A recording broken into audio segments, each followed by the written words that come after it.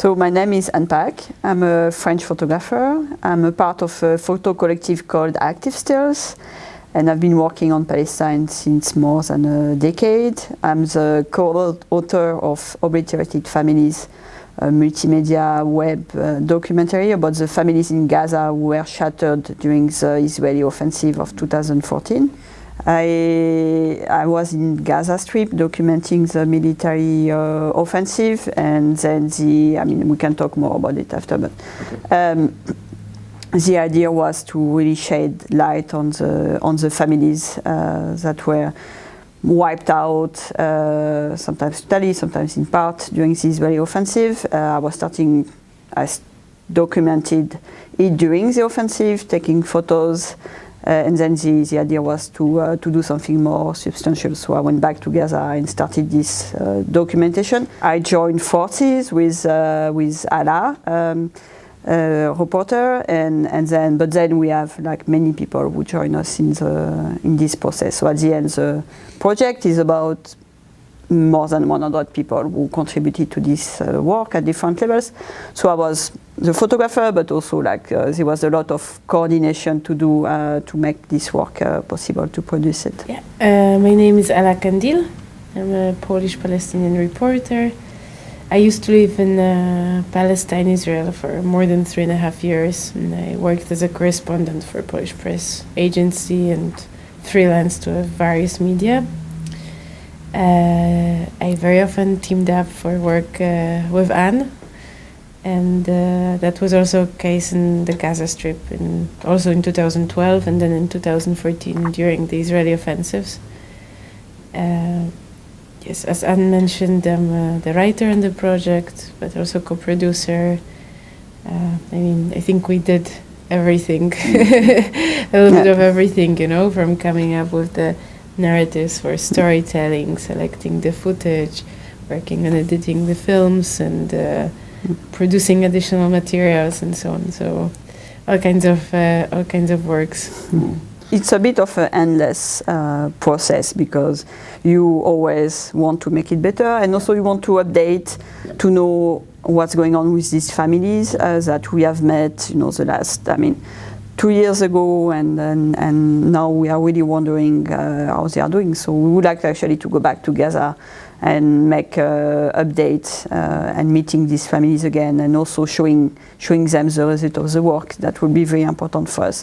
But the main part of the work, which is a web documentary, is online on obliteratedfamilies.com. So it was released last July for June. July for the sorry.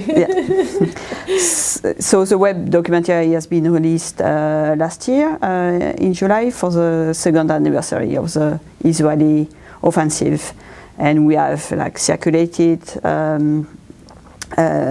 through media, social media, etc. But we also add additional feature after the launch. We added a photo gallery with the 53 families that we have visited for this project. We also added a photo exhibition that people can download. So it has been the main work has been done, but we are still developing it. Yeah.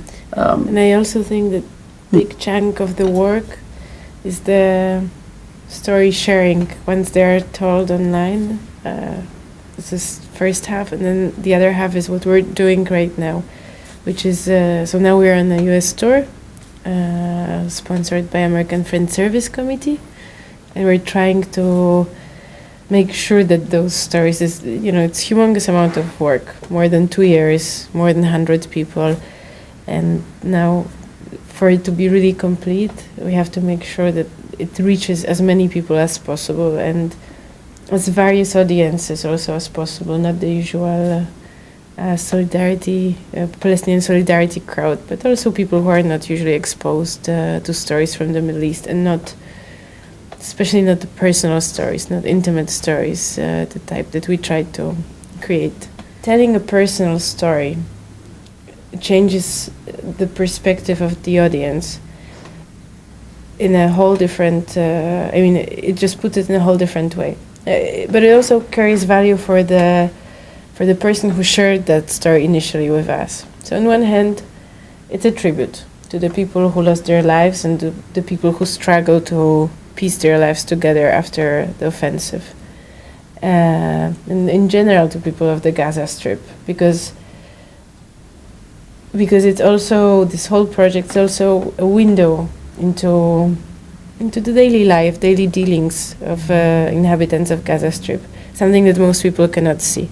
And when you bring up the personal story, you actually can learn those little things, you know, how people manage with lack of water, or how can they imagine their future, what they hope to achieve, how they even go through daily life of the Israeli offensive. And then on the other hand, the idea was to fight the humanization of the Palestinians, but in general also maybe the people of the Middle East region, which with the rise of Islamophobia, with the rise of xenophobia in Europe, in the US, it's becoming just more and more of a disease. And we really believe that it's so much easier to dismiss deaths and injuries and destroyed lives when you only hear statistics. And you know, we've been saying it very often when describing this project, that for most people who actually even bothered to follow the news from 2014 offensive on Gaza, what they're probably left with are numbers. You know, the statistics, the 2,200 dead, more than 500 among them children, 18,000 destroyed housing units, 100,000 people homeless, and so on and so on. I mean, I also have those statistics etched. And then there is the statistic that Xi'an found and drew my attention to it, which is 142 families who lost 3 or more members in that one offensive. But it's still just a statistic. I mean, it doesn't explain what it means, especially in this very family-oriented society, to where the life center is around family, and your support network, your everything happens around that home family realm.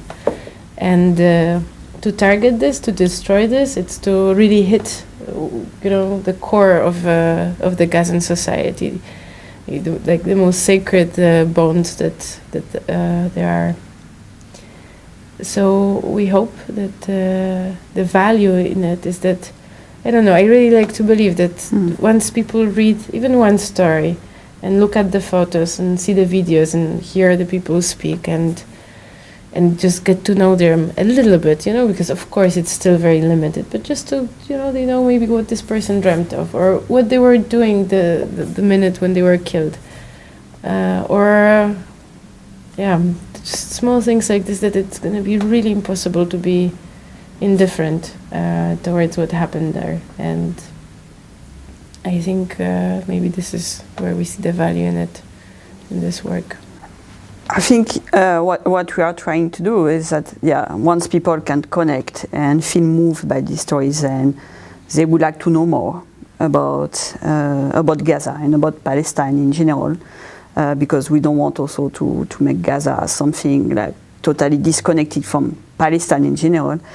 And that they will act upon it. Of course, this is what we want. We want people to act, because we have, every one of us can do something. I mean, can demonstrate, call upon our politicians, maybe try just to connect with Palestinian youth, you know, from social media or organizations. I mean, there is a whole range of actions that people can do, and just to talk about it, to break this kind of taboo that, you know, and like if you just say the word Palestine, suddenly like people are taken aback and wow, what are you talking about? Like we need to break this, and I'm really hopeful that we will manage to that these stories will manage to move people in a way that then they feel like they can do something. There is nothing more important about the Palestinian story than, let's say, about Syrian story or Yemeni story or any other place. It's very important to say it's not an issue of valuing one story over another. And I hope that maybe, you know, as soon as we finish this work, we can actually start documenting stories from Syria and other places. But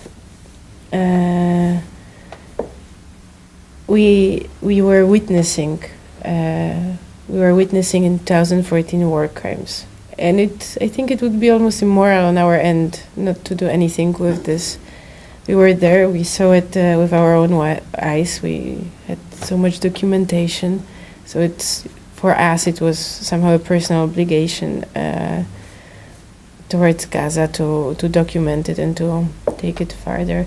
But it's also, you know, it's a very long story of dispossession, and it's something that we also try to show in some of the stories that we tell in the web documentary. There is a story of a family who was dispossessed in 1948 and ended up in the Gaza Strip and in Rafah area in the refugee camps. And as they relate their story over 7 decades now, they speak of loss, you know, every few years, every twist of history brings more loss or another dispossessions to them. And the fact that it's been happening so long and that we accept, I think as a West we have that much more responsibility because it's a colonial occupation and it's a relic of an old era, and maybe because of that we should feel more responsible to act. But by no means I would ever say that Palestinian suffering or Palestinian struggle is in any way more important than anyone else's, because all the struggles against oppression are not only they're connected, but they have same importance. Maybe you wanna. I think this is very important. That this is not a competition of what's the worst crisis or where is the most suffering. I mean, suffering is suffering, and children being killed, anywhere. It's and people being killed, it shouldn't happen. But I think, and this is also what I try to stress, is that if this has been happening for so long, it's because also Israel enjoys impunity and enjoys the support of the international community on a massive scale. If we look at the U.S. military aid to Israel, but it's not only the U.S. The Europe is the main commercial partner of Israel. So there is a huge international complicity in this, and this is also why I think people should care and act. All the story were really heartbreaking because, we are touching about fundamental things like losing your parents, your siblings, your home. Your whole life collapse, and you are meeting these people in this when they are the most vulnerable and still in shock. So, of course, we have been impacted, and each story, we kind of connect with people because also I think we have this approach of engaged journalism that we didn't put any filter between us and the people, and it's very hard. In the web documentary we focus more on 10 stories, but I visited like 53 families, and sometimes I think about this family because I don't know, something in my daily life remind me of them. And just so if you go to the website, you can also we produce a film that is a kind of I think a good introduction to the topic, and where we show many of the families. It's called Gaza, a Gaping Wound. Now it has been selected to different festivals, but you can also find it online. And also because we hope that people will take all these materials and share it. So there is also a photo exhibition that can be downloaded and just put out on the walls, of your city, your community, and this is maybe also easy way and practical way to also to do something about this topic. But we're hoping to go back to the Gaza Strip, actually within the next month and a half, to prepare the epilogues and do the stories, and maybe hopefully also reach some sort of conclusion of the project. And for this, we still want to develop the website a little bit, and for that we're still hoping for funding. Yes. And we also hope to translate the text in Arabic. Yes. This is very important for us. I mean, not only, of course, to give the text to the families in Arabic, but also to reach out more Arabic-speaking audience. I think that's very important, because Gaza is so isolated in many ways that as many people as we can reach, it will be good. info@obliteratedfamilies.com. We'll get directly those emails, and we try to respond as fast as possible.